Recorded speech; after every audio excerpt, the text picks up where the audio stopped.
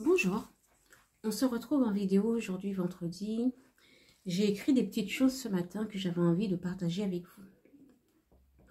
Mes écrits de ce matin portaient sur l'aura. Qu'est-ce que l'aura? L'aura, cette énergie qui émane de chaque personne. Il faut savoir que l'aura n'est pas quelque chose de fixe, n'est pas quelque chose de figé. Notre aura, l'énergie qui nous englobe, l'énergie qui nous entoure, a tendance à fluctuer, à évoluer, à changer. L'aura, c'est l'énergie qui va émaner de toi, de ton corps, de ton âme.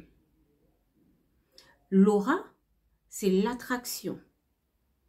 L'aura, ce sont des vibrations qui sont en toi et qui envoient une énergie vers l'autre. Notre aura, comme je te le disais, c'est quelque chose qui évolue. C'est une énergie qui va s'aligner à notre âme. Tout comme elle peut évoluer, c'est comme ça qu'elle peut aussi s'affaiblir. Elle s'affaiblit par des blessures, par des émotions, par une situation qu'on peut vivre. Et c'est comme ça que l'aura va être modifiée. Je vais te parler surtout des personnes qui ont un aura lumineux.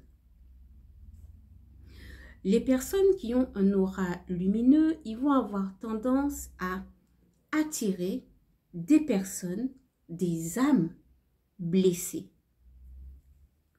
Ce type d'aura, donc les personnes à l'aura lumineuse, moi je le compare à un feu de cheminée. Un feu de cheminée où des personnes vont avoir envie de se rapprocher pour pouvoir se réchauffer. Parfois, certaines personnes ont tendance à se lancer dans l'aide aux autres, la guérison des autres, éclairer les autres. Et il est très important de pouvoir, dès le départ, mettre des limites.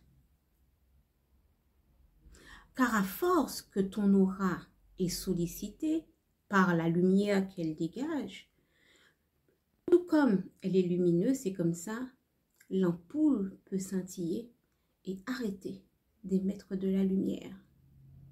Toi qui, de base, avais cette aura lumineuse. Il ne faut pas oublier que on ne peut pas aider, on ne peut pas sauver tout le monde. Il y a des combats, même avec la plus grande lumière, qu'on ne peut pas vaincre. Le message que j'ai aujourd'hui, c'est te dire, toi, tu dois préserver ton aura. Et je ne parle pas que de spiritualité. Parce que des personnes avec une bonne aura, c'est toi au travail. On vient tout le temps te voir, tout le temps te solliciter pour ton écoute, pour ta compréhension. Ou toi, dans une famille, tu es toujours celle qu'on appelle parce que tu es le potomitan de la famille et que tu es à l'écoute, tu ne prends pas parti pris et tout le monde va déverser, déverse. Toi, ton aura lumineuse, ton rôle est d'éclairer et de montrer la direction, d'inspirer. Et tu ne peux pas guérir les blessures de chacun. Tu ne peux pas guérir les blessures de chacun. Parce que toi aussi, tu dois préserver ton aura. Tu dois préserver ta charge mentale. Il est important de fixer des limites.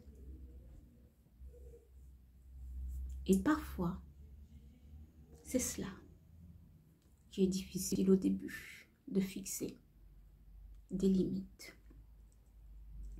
Les limites que je parle, c'est une façon de te préserver.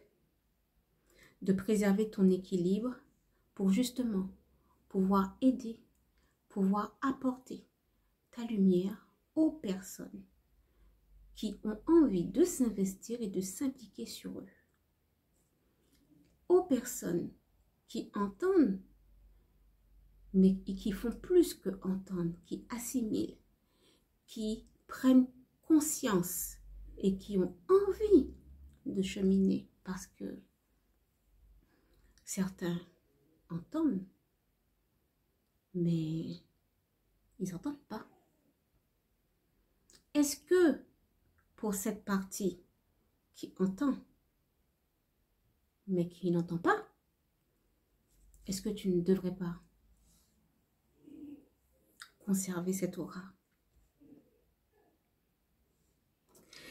Il faut vraiment que tu apprennes à aider ceux qui ont vraiment envie de relever le défi. Il faut que tu apprennes à dire non. Surtout aux personnes qui ont tendance à pomper ton énergie.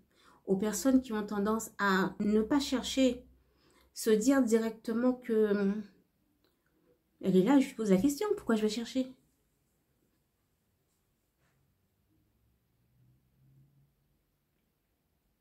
Il est important que tu arrives à capter ces personnes-là qui ne sont pas prêtes justement à faire plus que juste entendre. Ton aura, elle est importante cette phrase, ton aura est précieuse, mais elle n'est pas épuisable. Tu n'es pas un robot, elle n'est pas épuisable. Alors protège-la, alimente-la par des moments pour toi, des moments de recentrage, des moments de pause, des moments de reconnexion à toi-même, des moments de méditation avec toi-même. Plus tu brilles pour toi, plus tu seras capable d'aider les autres, d'inspirer les autres, de guider les autres. Parce que tu sauras équilibrer et pouvoir te donner à ceux qui sont prêts, vraiment prêts à cheminer. Et tu apprendras à dire non à ceux qui ne sont pas prêts à faire plus que juste entendre et pas entendre. C'était ça que je voulais partager avec vous aujourd'hui, vendredi. Je vous souhaite un beau week-end. Je vous dis à bientôt. Guidance et protection des ancêtres sur vous.